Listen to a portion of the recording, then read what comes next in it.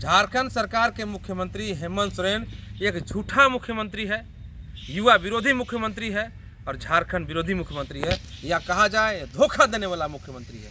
22 जून 2023 को आपने पंचायत सचिव को नियुक्ति पत्र मोराबादी में भव्य कार्यक्रम करके दिया, करोड़ों रुपया खर्च आपने किया और वो नियुक्ति पत्र कार्यक्रम बनाया, आपने नियुक्ति पत्र देने का कार्यक्रम आपने बनाया।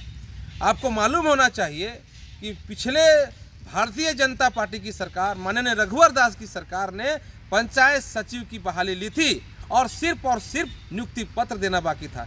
लेकिन आप युवा विरोधी सरकार, आप राजनीति करने के कारण, आप अपने महत्वाकांक्षी के कारण इस युवाओं को नौकरी देने के बजाय उनका नियुक्ति को रद्द कर दिया और ये 4 साल लगभग सुप्रीम कोर्ट तक ये पंचायत सचिव लोग लड़ाई की गुहार लगाए, वहाँ लड़े और पंचायत सचिव को नियुक्ति पत्र देने के लिए आपको माननीय सुप्रीम कोर्ट फटकार भी लगाया और तब आप नियुक्ति पत्र देते हैं और फिर थपथपाते हैं कि मैं नियुक्ति पत्र दे रहा हूं। आपको शर्म लगना चाहिए, आपको शर्म होना चाहिए।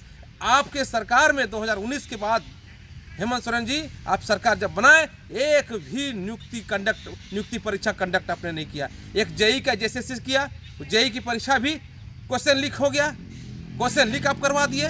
आपसे कुछ नहीं हो सकता है, आप यही कर सकते हैं। पिछले रघुवर दास जी की सरकार में जो नियुक्तियाँ चली थी, जो परीक्षाएं हुई थी, उसी नियुक्तियों को आप नियुक्ति पत्र देके अपना पीठ थपथपा पाएंगे। आप समझ सकते हैं पिछले रघुवर दास की सरकार ने दरोगा की बहाली लिया, वन रक्षी का बहाली लिया, जेई का बहाली लिया, कक्षपाल का बहाली लिया, अभियोजक अधिकारी का बहाली लिया, हजारों शिक्षकों का बहाली लिया और अब कर क्या रहे हैं? बस पिछले सरकार की जो परीक्षाएं थी, जो नियुक्तियाँ थी, उस नियुक्ति को आप नियुक्ति पत्र बांट रहे, करोड़ों रुपया खर्च बराबादी मैदान में आलिशान कार्यक्रम करके आप सौंप रहे। आपको शर्म लगना चाहिए। आपने झारखंडियों को धोखा दिया है। भारतीय जनता पार्टी जब भी सरकार में आई है तब तक रोजगार, नौजवानों को रोजगार मिला है।